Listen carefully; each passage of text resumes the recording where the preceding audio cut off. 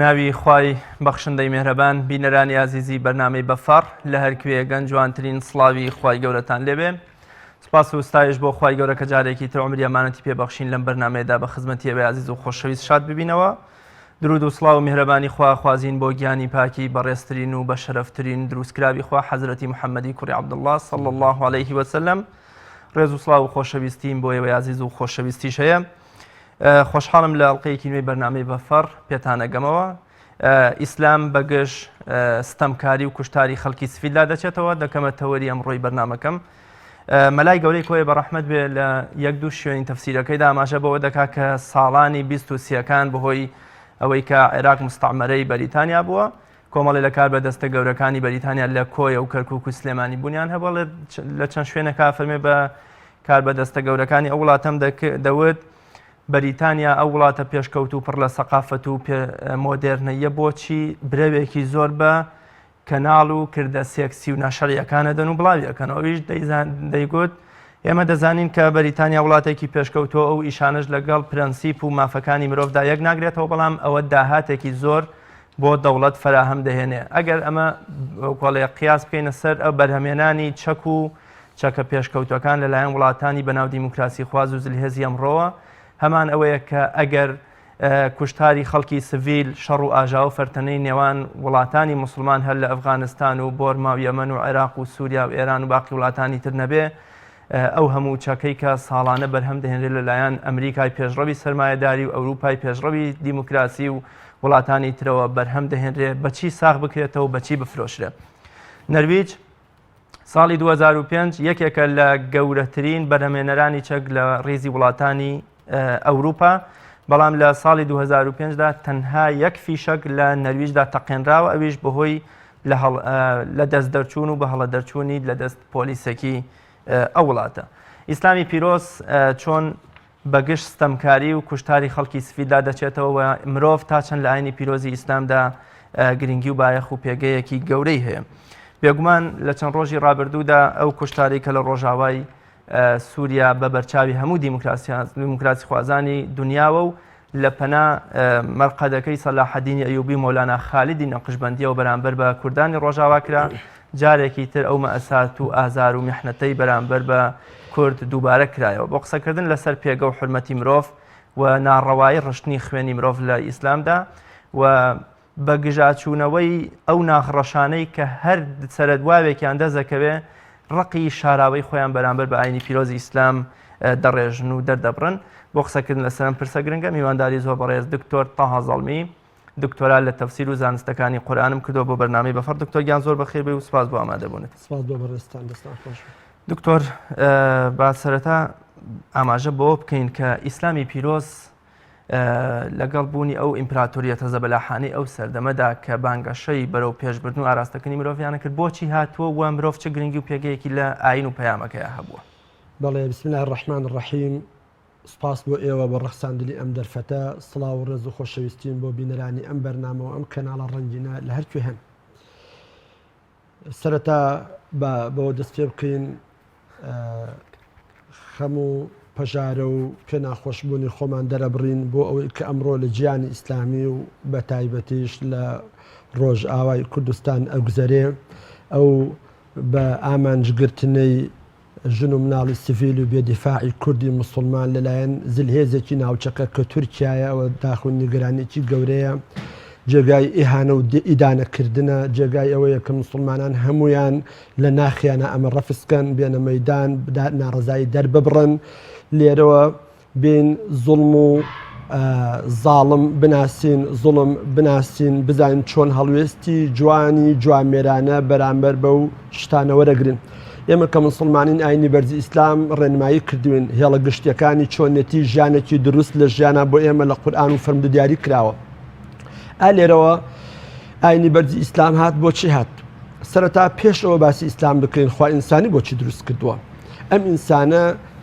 وەکو وتراوە جزئێک بێ لەم گردونە جزئێکی فرامۆشکراوی وەلانراو نییە نا بەڵێ بەشەکە لە گردون بەڵام سەیدی گردونە گەورەی گردونە ئەو گردونە بۆ خزمەتی ئەو ئینسانە دروست کراوە سەرەتا کە خوای گەورە باسی خەڵقی کەون و کائیناتەکە ئەفەرمێ ئینەما ئەمڕه ئیذا ئەراد شەیئا أن يقول له كن فيكون بكن فيكون گردون دروستەکە بەڵام کاتێک کە باسی خەڵقی ئینسانە ئەڵێ یا ئیبلیس ما منعك أن تسجد لما خلقت بيدي ئەڵێ من ئینسانم بەدەستی خۆم دروست کردووە بە ئەمری کون فەیەکون دروستم نەکرد لەبەر حرمەتی ئینسانم لە مەخلوقی تر جا کردەوە بەدەستی قودرەتی خۆم دروستم کرد ئەمە ڕێزلێنانە لە ئینسان کاتێک کە ئینسان دروستەکە فەرمێ وەنەفەخت فیه من ڕوحی بەشە لە ڕوحی خوایانەی خۆم کرد بەبەری ئینسانە بۆی پێگەی گەورەی پێ بدەم کاتێک کە ئەم ئینسانم دروست کردم بە جێنشینی خۆم ئینی جاعل في الأرض خەلیفە لە پێناو ئەوەی کە بتوانێت خەلیفەیەکی سەرکەوتوو بێ و مهمەی خلافەت ئەدا بکە ئەفەرمێ وەسەخەڕ لەکم ما في السماوات وما في الأرض جميعا هەرچی ئاسمان و زەویە خستمە خزمەتی ئینسان بۆی ئینسان بتوانێت ئەرکی خلافەت و جێنشینەتی خوا لەسەر ئەرزی خوایە جێبەجەکە ئاخر چۆن ئێمە جێنشینەتی خوا بکەین خوای گەورە عەدڵی مطلقە خوای گەورە علمی هەیە حکمەتی هەیە ڕەحمەت و میێرەبانی هەیە سۆز و بەزەیی هەیە ئێمە کە ڕۆحی خوا بەبەرمانە کراوە ئەبێ ئاوێنەی ڕێنگدانەوەی ئەم سفەتە جوانانەی خوا بین لەسەر ئەرزی خوایە ئالێرەوە خوا بەم گەورەیە طرحی ئینسانەکە بۆ ئەم گردونە ئاوا باسیەکە کە ئینسان ئەبێ چی بێ ئەبێ کوتلەیەک بێ لە میهرەبانی لە گەورەیی لە شکۆ لە ڕێز لە حورمەت لە پێگە لە بگاتەوە شوێنە شایستە و شیاوەکەی خۆی ئەو سەردەمی کە ئیسلام هات ئینسان لەو پێگە بەرزەی خۆی دابەزی بوو معنەویەت و بەهاکانی لە دەستیا بوو ئەوەی کە پێوترێ جوانی پێوترێ بەزەیی پێوترێ میهرەبانی پێوترێ عەدالەت ڕاستگۆیی مافی مرۆڤ ڕێز لە شکۆی ئینسان ئەمە نەمابوو ئەم ئیسلامە هات لەسەر دوو ئاراستە پەیامی خۆی ڕاگەیان ئاراستەیەکیان پێوترێت تەئسیس ئاراستە دویان پێوترێت تەصحیح تەئسیس یانی دروستکردن و بنیاتنان و سەر لە نوێ داڕشتنەوەی شتانێک کە لە کۆمەڵگەیان نەماون وەکو چی وەکو عەدالەت وەکو ڕاستگۆیی وەکو کەرامەت وەکو مافی مرۆڤ وەکو شەخسیەت و سومعە وەکو ئینسانیەت لەناو ئینسانەکانە نەمابوو ئیسلام دروستی کردەوە ئینسانی پێهێستاندەوە دووەمیان تەصحیحی کرد یان چی کرد یعنی ئەو شتانێک کە پێویستن بۆ ژیانێکی شەرەفمەندانەی مرۆڤ هەبوون بەڵام بە هەڵە ممارەسە ئەکران ئیسلام هات و ڕاستی کردنەوە بۆ نمونە چەند جۆر پەیوەندی کۆمەڵایەتی ژن و مێردایەتی هەبوو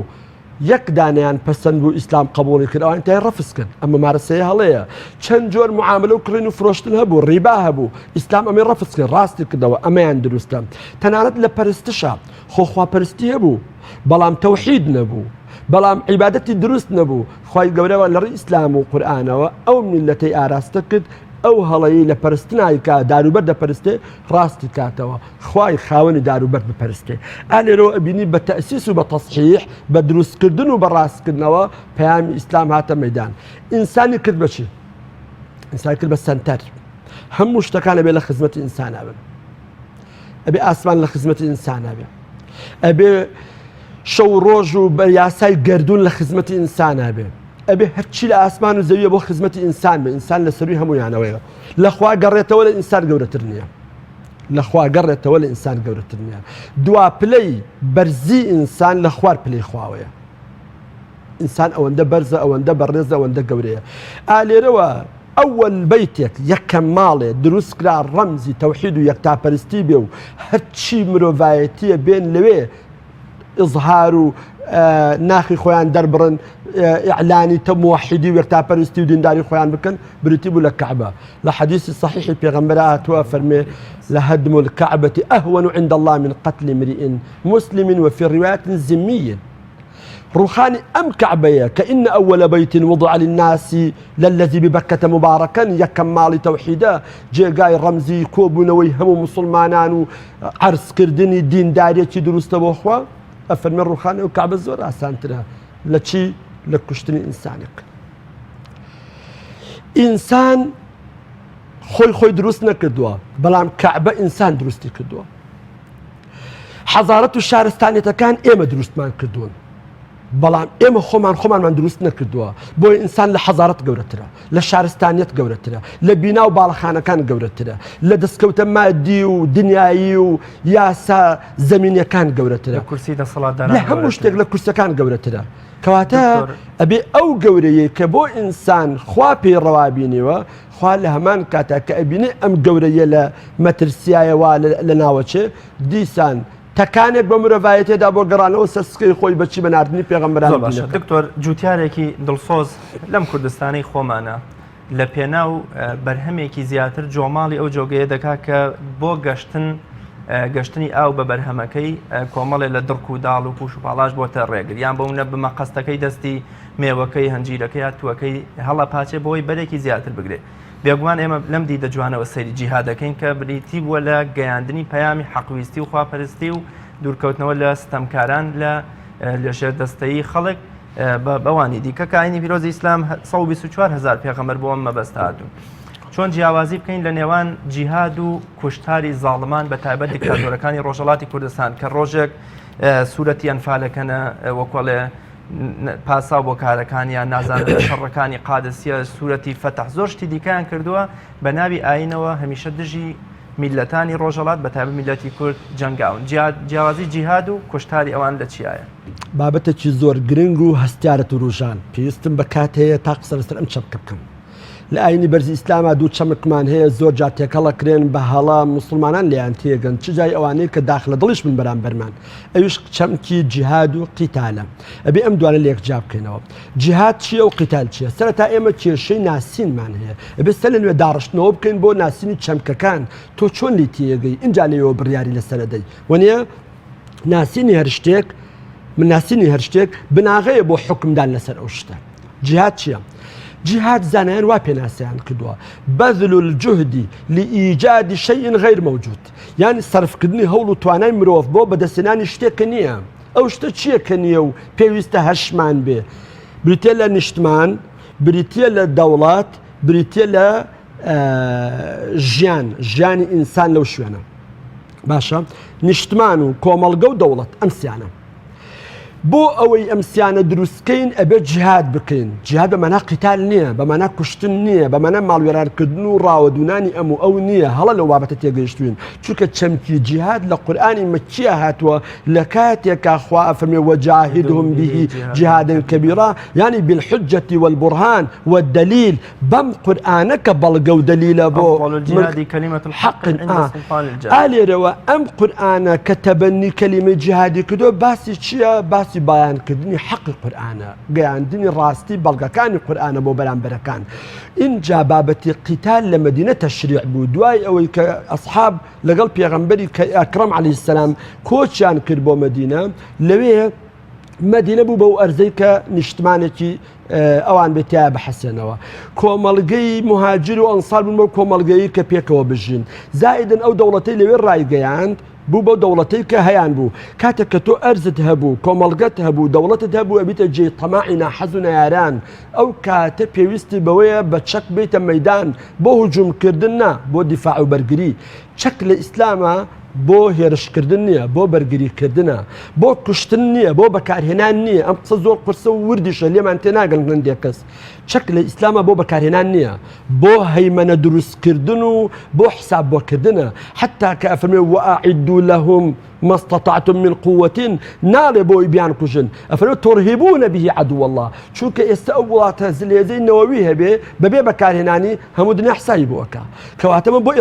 ئیرهاب یعنی چی بەمعنە سلبیەکەی ئەمڕۆ نا یعنی بۆ ئەوی بەرامبەرەکەی حساب بۆ بکا کە هێرش نەکاتە سەر کە پێشێ لێ نەکا کە ستەمی لێ نەکا تەعەدا لێ نەکا سەروەت و سامانی تۆ بە ناحەق نەخوا سنوورەکانی بپارێزێ ئێستا ئەگەر سووریای ڕۆژئاوای ئێمە ئەگەر ئەو کوردە بێت دیفاع مەزڵومە مسلمانە نەوەوی هەبوایە تورکیای زلێت دەیتوانێت ئەوا سنوورەکەی ببەزێنێ بەبێ بەکارهێنانیش حسابی بۆ ئەکرد ئەو بێ پشتیوانیە مەزڵومە بۆیە زاڵم بە ئاسانی ئەتوانن دەستی پێ بگەێنێ ئالێرەوە ئەبینن چەمکی جیهاد ئەم مانافراوانەی هەیە ئەی قیتال چییە؟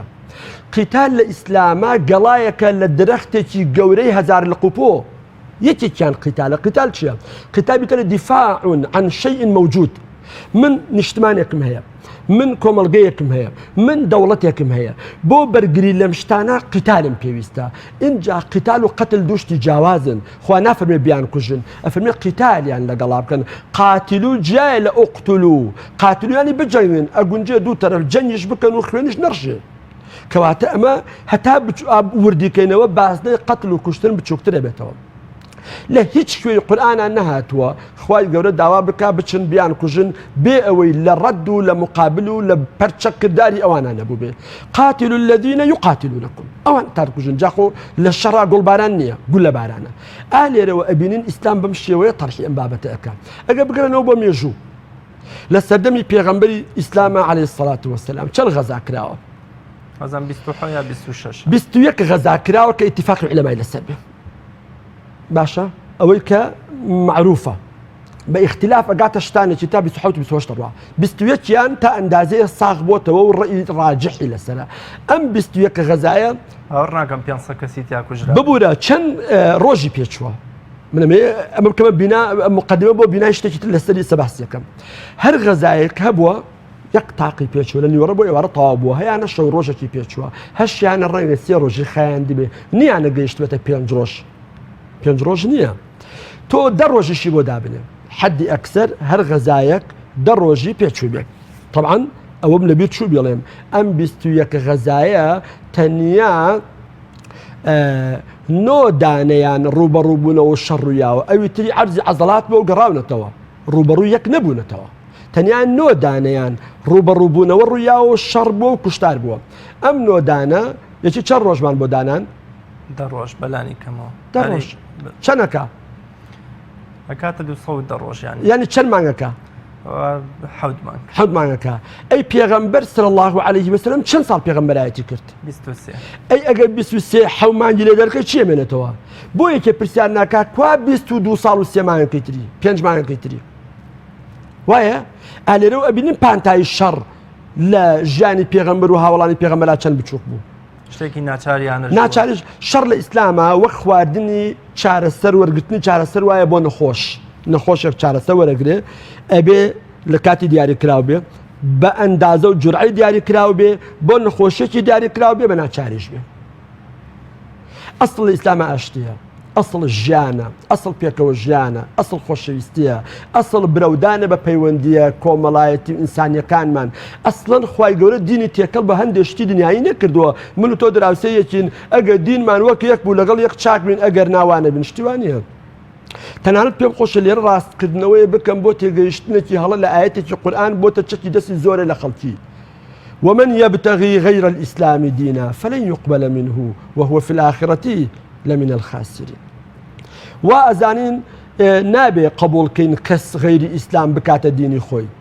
خواني فرموا ومن يبتغي غير الإسلام دينا فلا تقبلوا منه نود أولي قبول مكان فرموا فلن يقبل فعل مضارع لم يسمى فاعله فاعل كي وتراو الله يعني خوالي قبولناك نك أولي قبولناك الدنيا شان بركو لقيامتي شاذ الكافر كان للدنيا لمسلمان خوش بخترو بالتأكيد بعد لخوش بختينية بعد لخوش جزراني وزور تشيش بينيني لاشتكاتي كان ئەجنا خۆشبەختی حەقیقی لای مسلمانە ئەوەی هەموو دنیای هەبێ ناخی ئاوەدان نەبێ قەلەقە بۆیە لەسەر پردە بەرزەکان و جسرەکانی و ئەوروپاوە خۆیان هەڵەدەنە خوارەوە خانەخە لە ژێر شاحینەکان و ئەچە سەر سکلی قیتار لە هیچی دنیا کەمیشیان نییە بەڵام ناخیان خاڵیە فراغ و بۆشایی دەرونیان هەیە لەوە گەڕین ئالێرەوە ئێمە ئەمرمان پێ نەکراوە ئەوەی لەگەڵ ئێمە نەبێ وەکو دین ئیتر ئێمە بە دژ و دوژمنی بزانین شتیوانە سيرك وكذلك جعلنا لكل نبي عدوا بمفردية ناوتي نالي أعداء نابي حجم دشمنا كانوا زور قوركي ودنيا بدشمنون ياري خوب زانينا الله هل بيغمر دشمنك يا أخو بمفردي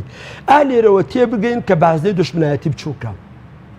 بيغمبر من لمدينة پێشنیارەکە بۆ هەموو پێکاتە جیاجاکانی شاری مەدینە بۆچی؟ بۆ ئەوەی دەستورێک بنووسرێتەوە هەموو پێکاتەکان لەسەری کۆبن یەکدەنگ بن پێکەوە بژین.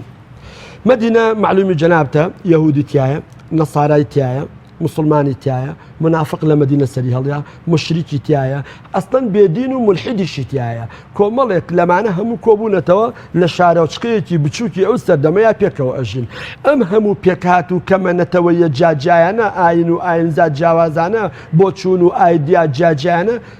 ئەگونجێ ڕێخۆشکە بێ بۆ دروستبوونی کێشە و مەشاکیلی زۆر لە بینیانە لە پێناو چارەسەرکردنی ئەوە ئاگر بڕێ بکەین مەشاکیل زۆر دروست لەوێ بتوانین خاڵەها و بەشەکان بدۆزینەوە پێکەوە بژین پێغەمبەرمان پێشنیاری دەستورێکەکە سەرنج بدەم پێغەمبەر چەند حەکیم بووە قورئان دابەزیوە طبعاً 3 ساڵ لە مەکەی و قورئان دابەزیوە ئێستش لە مەدینە هەر بەردەوام بۆی دێ قورئان ناکا بە دەستوری مەدینە ناڵێ من قورئانێکم پێ و کەلامی ئاسمانە و لەخواوە هاتووە و دڵنیام حەقە و هەر ئەبێ وابێ بۆ چونکە ئەو پێکاتانە مسلمان نین یەکێکیان مسلمانە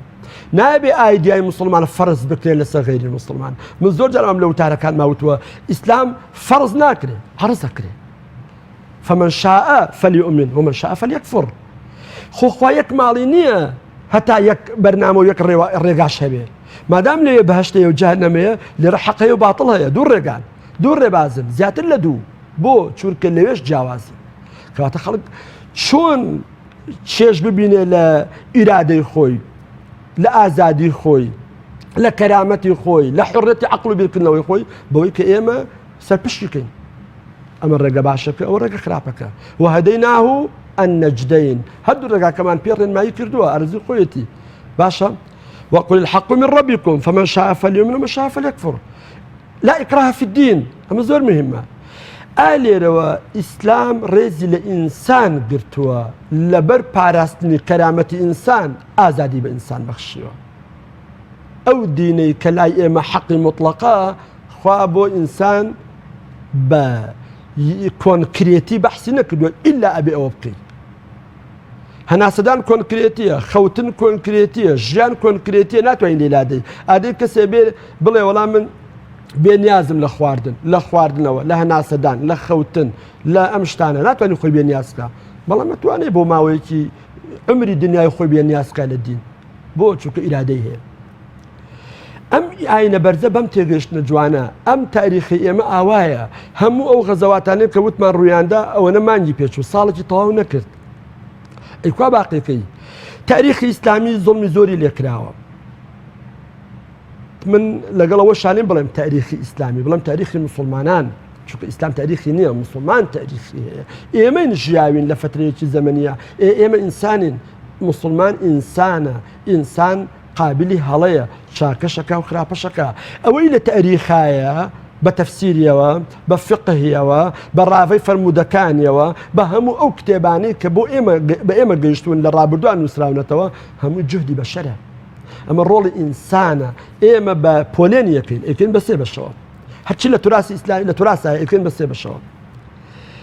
جۆرێکی بۆ کاتی خۆی باش بووە بۆ ئێستش قابل لە ئیسفادەی لێ بکرێ باشە کەواتە ئەمە باش بوو جۆرێکی کاتی خۆی زەمینەی لەبار بوو ئێستا زەمینەکەی نەماوە وەلای ئەنین جۆرێکی کاتی خۆی خراپ بوو ئینسان کردی خراپ دووبارە ناکرێتەوە کەواتە لە سێ بەش بەشێکی قابلی ئەوەی ئێمە ئەمڕۆ ئیسفادەی لێ بکەین ئەبێ ئاوا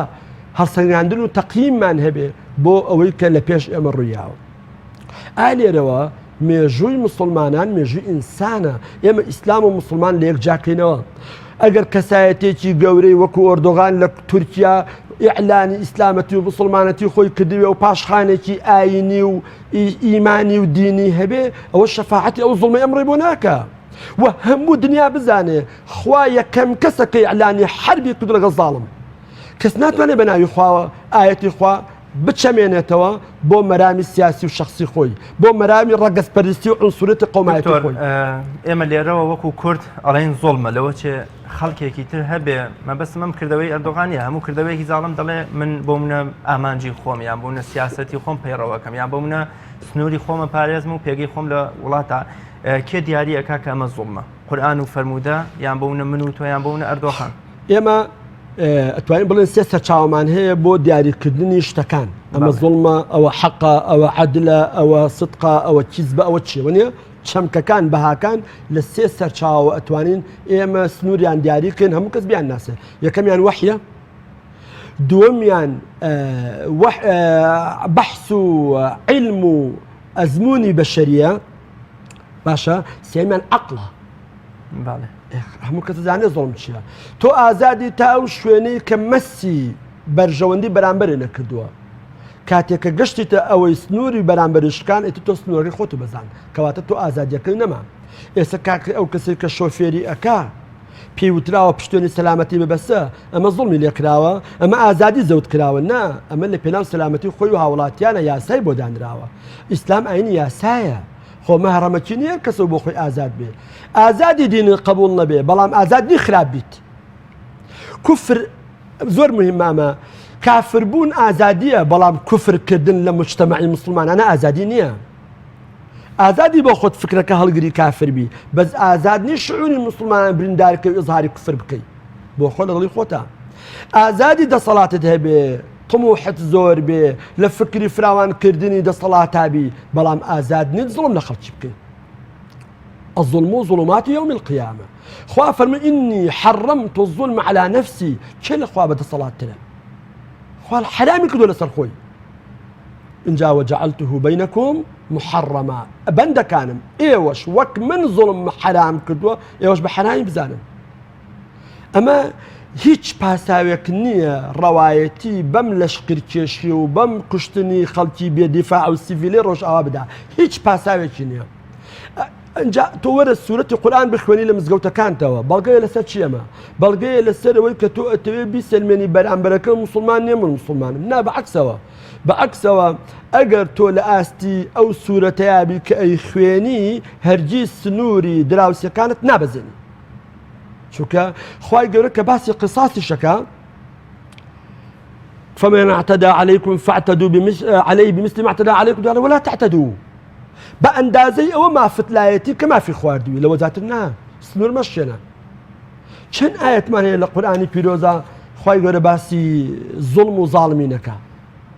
287 جار کەلیمەی زوڵم و لێوەرگیراوەکانی زوڵم لە قورئانە هاتووە. ئەم پانتایە فراوانە پێمانەڵێ بابەتێکی هەستیار و مەترسیدارە ئەبێ مسلمان هەڵوێستی هەبێ ئێمە ئەگەر وەختم بوو ئێمە سەرەوە کە ئەبێ ئێمە چی بکەین. ئەمە خوا کۆمەڵە قەواعیدی من لەو ئاەتە قورئانەنا کە بۆی گەڕام 4 قاعدەی قورئانیم دەرهێنا کە بەڕاستی ئەبێتە چوارچێوەیەکی دروست کە چۆن مامەڵە بکەین لەگەڵم بابەتەیە. یەک ئەوە بزانین کە هەمیشە زاڵمین ڕێگەی گومڕاییان گرتووە هیدایەت بۆ ئەوان نییە. ئەوەی زاڵم بێ یعنی ڕێنماییەکەی ون کردووە یعنی ڕێگا ڕاستەکەی شێواندووە یعنی لە حەق لایاوە والله لا يهدي القوم الظالمين. جا ئەگەر ئەهلی هیدایەتە چۆن زوڵمەکە ئەگەر زاڵمە چۆن هیدایەتی هەیە لەبەرەوە هیدایەت و زوڵم دووشتی عەکسیەکن دش بەیەکن پێکەوە کۆ نابنەوە. هەر هیدایەت خوازیاری ئەوەیە کە ئینسان دەست لە زوڵم هەڵگرێ لەبەرەوە ئیدعا حساب نییە. ئێمە لە ئەرزی واقعا لەمسی ڕاستی شتەکانەکەین زوڵم ئەبینین بە چاوی خۆمان ئیتی چێ تەفسیری بۆەکە با ئەو بە دوای ڕاستیەکە بگەڕێ نەک سەر لە ئێمە شتێک بدە. ئەمە یەک. دوو زاڵمین بەشیان تیاچوونە کوا سەدامەکەی دوێنێ کوا قەزافی دوورتر بڕۆ کوا هیتلەر کوا شا وەنیە کوانەوانەی کە ڕۆژ کوا فرعون کوا نەمرود و هامان و گەورە دەسەڵاتدارانی مێژوو خۆ ئەوان دەسەڵاتیان نەبوو بەڵام ستەمی خۆیان سەری خۆیانی خوارد. بۆیە خوا فەرمێ هەل یوهلەک إلا القوم الظالمون. ئەمە پرسیارە پێوترکی ئیستیفهام ئەلئینکاری یعنی هەرگیز زاڵمان دەرباز نابن هەر ئەوانن تیا ئەچن. سیرکە سەری ئاسارەکانی مێژوو بکە سەری ئەهرامەکانی میسر بکە چی تیا ژیا بوو سەری کۆشکەکانی سەدام حوسێن کە لەسەر دیجلە و لە شار و شارەچەکانی عێراقا سەیری چەکە ئاڵتونیەکەی قەزافی بکە سەیری کۆشکەکەی شای ئێران بکە سەیری ئاسەوار و شوێنە وارەکانی حوسنی مبارەک و جەمال عەبدولناسر و پێشتریش لە ناوچەکەیە بڕقێبە و کێوکێوانە ئەم هەموو ئاسەوارەیان لە دوای خۆیان بەجێهێشت بەڵام خوا فەرمێ فتیلکە بیوتهم خاویەة بما ظەلەموا. ئەوە ماڵ و کۆشک و تەلار و باڵەخانەکەی ئەوانە بەڵام وێران بوون بەچی بەوەی کەستەمیان کرد. ئەمە قاعیدەیەکە کە هەمیشە بزانین ستەمکاران خۆشیان تیاچن و ماڵ و باڵەخانە و شوێنەوارەکانیشیانە بێتە نیشانە و بەڵگە لەسەر ستەم و لەسەر تیاچوونی خۆشیان هەر لە قورئانە هاتووە هەرگیز سەر ناکەون ئەکرێ بۆ ماوەیەکی کەم زاڵم بچێتە پێشەوە بەڵام سەرکەوتن بە خۆی نابینێ خوا فەرموویەتی ئینەه لا يفلح الظالمون چۆن ئەبێ زاڵم سەرکەوێت نابێت لەبەر ئەوە یەک شت هەیە بیزانین مەزلوم بوون عیب نییە زاڵم بوون عیبە بێگومان ئێمە شانازیە بۆمان کە زوڵممان لێکراوە بەڵام لە هەمان کاتە ئەبێ بینە دەنگ ئەزان خوای گەورە لە ناو هەرچی جۆرەکانی جوم و جوڵی ژیانی ئینسانایە لە یەک شوێنە وەکو بڵێ ڕێگەی یاوە بە ئینسان کە ئیتر گەیشتە تینی و دەنگ هەڵبڕێ وەنێ لا يحب الله الجهر بالسوء من القول إلا من ظلم ناڕەزایی پێخۆش نێخوا خەڵک دەنگ هەڵبڕەوە بیکا بە هات و هاوار بەڵام بۆ مەزلوم پێخۆشە مەزلوم ئیتر چاری نییە ئەبێ بێتە دەنگ ئەبێ هاوار بکە ئەبێ دەنگی بگاتە عەرشی خوا خوایە ئەوە منم بەندەی تۆم لە ماڵ و حاڵ و خاک و وڵات و نیشتمانی خۆمە ژیانیان لێ کردوم بە وێرانە ئەمە زۆر مهمە ئێمە بزانین کە زوڵم هەر کەس بیکە هەر زوڵمە هەر کەس بێ هەر زاڵمە حەجاج خۆ خەلیفەیەکی موسڵمانان بوو بەداخەوە ئەم ئومەتە نابێ حەجاجی لێ ببڕێ ئەوە حەجاجی سەردەمیش پێیا بوو ئەمیش بڕوا ئەبێ کەسێکی تریش پێیا بێ ئەمە خەتای دین نییە پێغەمبەری ڕەسوول الله صلی الله عليه وسلم خوا بە حەق ڕەوانەی کردووە بە ڕەحمەت ناردوویەتی بۆ مرۆڤایەتی لەولاوە کەسێکی درۆینە هەڵەسێ ئەڵێ منیش پێغەمبەرم لە پەنا پێغەمبەرێکی ڕاستەقینە پێغەمبەرێکی درۆینە هەیە چۆن لە پاڵ کاڵەکێکی نۆرمەڵ و دروستە کاڵەکە زڕکەتاڵێک و کاڵەکە مارانەیەکی شەیە هەن ئەوانە تاریخ دووبارە ئەبێتەوە ئەمانە سەر هەڵ ئەدەنەوە بۆیە عەجایب نییە لە پاڵ عومەری کوڕی عەبدولعەزیزە کەسانێک پێیابن وەکو حەجاج کەسانێک پێیابن وەکو ئەوانەی کە ئەمڕۆ باگراوندێکی ئاینیشیان هەیە بەڵام بوونەتە لەکەی عایر بەسەر موسڵمانانەوە ئێمە شانی حراج کردووە خەڵکی موسڵمانی حراجێ بکە ئەبینێ کەسێکی بەناو هەویە موسڵمان زوڵمەکە زۆر باشە دکتۆر لەوە چێ خەڵکێکمان هەبێت لە تۆڕی کۆمەڵایەتی فەیسبوک و فەزاگشتیەکەدا نەوێرێ ئەمە بڵێ بەڵام لەوە چێڵێ هەزار جا دەستی ئەردۆغان و خومەینی و سەدام و کێوکێ خۆش بێ مادام ئەوانە پەک و نازان مارکسی و چەپ و من ئایا ئایدۆلۆژیا ئەبێتە هۆکاریەوەی ئێمە وەکۆڵێ پشتیوانی و دڵسۆزیمان بۆ ستەمکارەکە هەبێت لە پێناوەی کە مادەم کوردەکە بێدینە و نازان مارکسی و ئەمە ئیدی پشتیوانی نەکەین و هاوسۆزی بۆ دەنەبڕین ئێمە ئەبێ بزانین هەڵوێست لە چی وەرەگرین بێدینی ئەبێتە مای هەڵوێست بەرامبەر بگرتن یان نە طبعا هەرچی ئاەتی جەنگ و قیتالە لە قورئانە هاتووە نەیوتووە جەنگیان لەگەڵا بکەن لەبەر ئەوەی کافرن علەتی ڕوبەڕووبوونەوەی کافران لەبەر کوفر نییە لەبەر زوڵمە لەبەر حربە لەبەر فەسادە لەبەر بڵاوکردنەوەی خراپە و خوێن ڕێژیە تۆ بۆ نەهێشتنی ئەوە جەنگ بەرپاکەی جەنگ لە ئیسلامە جەنگە لە پێناو ئاشتی نەک بۆ تێکدانی ئاشتی ئالێرەوە ئەگەر براکوردەکانی ئێمە بێدینیش بن بێدینیان مانای ئەوە نییە دەستخۆشی لە دوژمنەکانمان بکەین کە لێیان ئەدەن چونکە خوا ڕێداوە ئینسان بێدین بێ تۆ بۆ ڕێنادەی ئەوە لە قیامەتایە حساب و کتاب چۆنەوە هەرکەس بۆ ماڵی خۆی ئەڕوا ئێمە لەسەرمان نێ محاسبەی خەڵکی بکەین لەسەر دین لەسەرمانە لەگەڵ یەکتر بژین بە جیاوازی دین ئەمە مهمە ئێمە بزانین کە اختلاف الرأی لا يفسد قضية المودة حتى دروسە تۆی مسلمان محبەتی غیرە مسلمانێکت هەبێ ئەوە تاخوا بە پێغەمبەر ئەفەرمێ ئینەکە لا تهدی من ئەحبەبتە کێ ئەو کەسێک کە پێغەمبەر خۆشی ویستووە ئەبوو تالیبە ئەبوو تالیب ئیمانی هێنان نەخێر بە موشریکی مرد بەڵێ ئەی پێغەمبەر خۆشەویست بەڵێ بەڵگە چیە قورئانی قراری کردووە لا تهدی من ئەحبەبتە کەواتە ئەکرێ کەسە هیدایەتیش وەرنەگرتوێت تۆ حبت بۆی هەبێ و خۆشت بوێ ئێمە دیفاعمان لە کوردانی ڕۆژئاوا لەبەر ئەوە نییە کە کوردن و بەس لەبەر ئەوە نییە کە ڕەگەزوونەتەوەی خۆمان و بەس نا لەبەر ئەوەیە کە مەزڵومن لەبەر ئەوەیە کە ستەمیان هاوسۆزین بۆ بۆرمە بۆ بزوتنەوەی حەماس بە پێچەوانەوە ئەگەر برا کوردەکانی ئێمە زوڵمیان لە تورکیا بکردایە دیفاعمان لەگەلی مەزڵومی تورکیا ئەکرد بۆ ئێمە لەگەڵ شخص نین ڕەگەزپەرست نین عنسوری نین ئێمە لەگەڵ ئینسان ئێمە لەگەڵ مەزلوم دین ئەمەی پێ دکتۆر کاگناسری سوحانی بە ڕەحمەتی خواچێ یاخوا دەفەرمێ هەر ئاژا و فەرتەنەیە لە نێو ماڵ و کۆمەڵگەی موسڵمانە هەبێ 5 لایەن هەن ئەبێ ڕۆڵی کاریگەریان لە بەرچاو بگیرێ مەجووس و ڕۆم و جوولەکە و دووڕوو یەکێکی دیکەش دەفەرمێ بێگومان ئێمە ئەمریکا دەکشێتەوە بە بەرچاوی هەموو دیموکراسی خوازانی دنیاوە وەکۆڵێ میلەتی مسلمانی سووریا قڕەکرێ بۆرما ئەفغانستان عێراق مەبەستمەوەیە جەنابتان کە کۆمەڵناسانی ئەوروپیش هەر خۆیان و ئەوانەی ناوچەکەش لەگەڵ ئەوان تاوەکو فەرتەنە و ئاژاو و شەڕ و کوشتار لە کۆمەڵگەی ڕۆژهەڵاتی ناوەڕاستە هەبێ ئەو کاتە ئەوروپا هەم وەکۆڵێ نانی لە ڕۆنایە هەم دیموکراسی و مافی مرۆڤەکەی خۆی جوانتر ڕنگ پێداتەوە واتە ئامانجی ئەوەیە کە لە ڕۆژهەڵات تا بەردەوام ئاگری شەڕ و فیتنە بێم پێم خۆشە لە ڕوانگەی ئەو قسەی کاگناسری سوبحانی و قورئانی کەویش بێگومان لە قورئانی پیرۆزەوە دەریێناوەکە ئایا ڕۆڵی بەناو دیموکراسی خوازانی دنیا زلهێزانی دنیا بەرهەمێنەرانی چەک چیە لە شەڕ و ئاژاو و فەرتەنەی نێو وڵاتانی موسڵمان بەتایبەت لە دوای ڕمانی دەوڵەتی عوسمانیەوە بێگومان ئەگەر چی ئەم بەشی سیاسەتە بەڵام تر واقعەکە بێ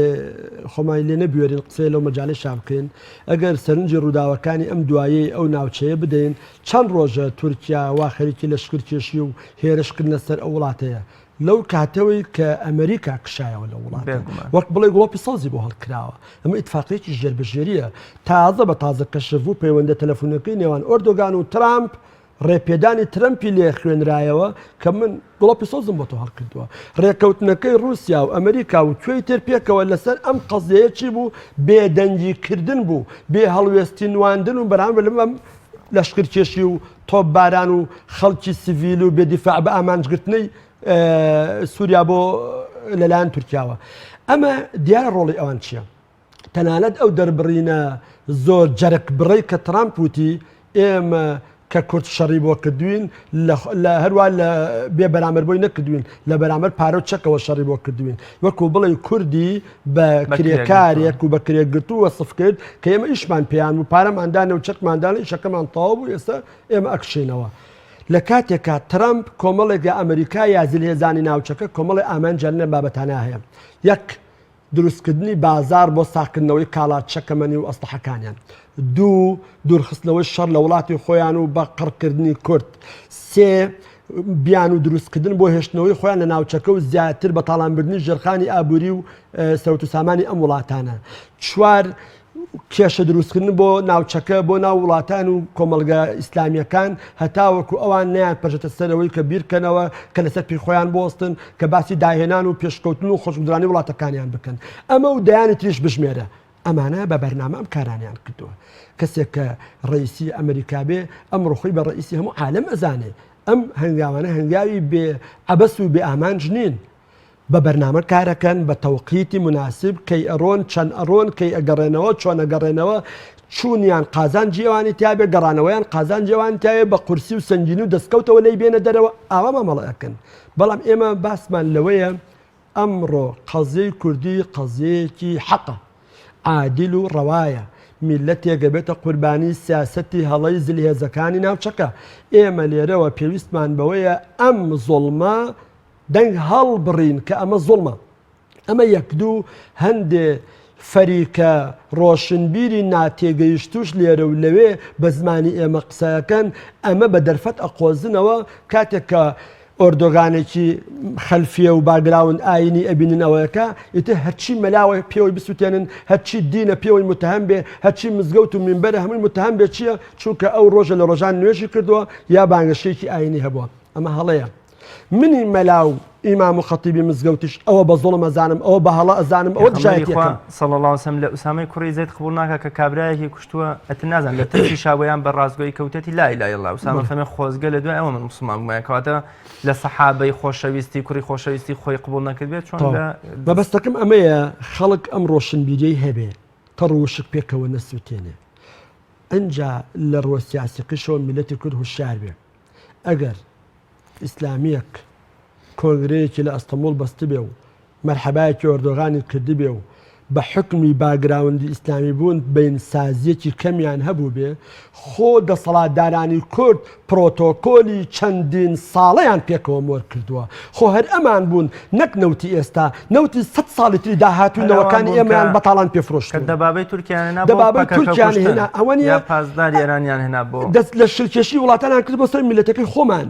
ئەی بۆ ئەمە لەبیر چوویەوە بۆ ڕسمی مەلایە بە مێزەرەوە نزیک لە ئۆردۆغان بوو بە